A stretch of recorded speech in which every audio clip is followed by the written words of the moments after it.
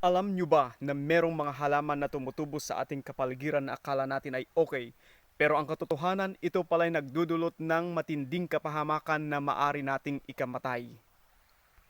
Ngayong araw, ipapakita ko sa inyo ang isa sa mga halamang dapat nating iwasan at kailangang maging maingat tayo dito.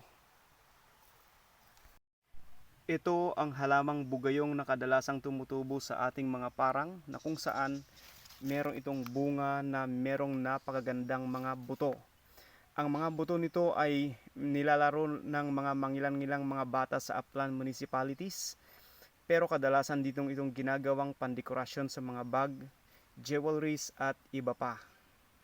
Ayon sa Wikipedia, sa loob ng makakapal na balat na ito ng buto ng bugayong ay matatagpuan ang tinatawag nilang natural poison o lason na tinatawag nilang abrin, na kung saan kahit isa lamang na buto ang manguya ng mabuti at malunok ng isang tao ay maari niya itong ikasawi.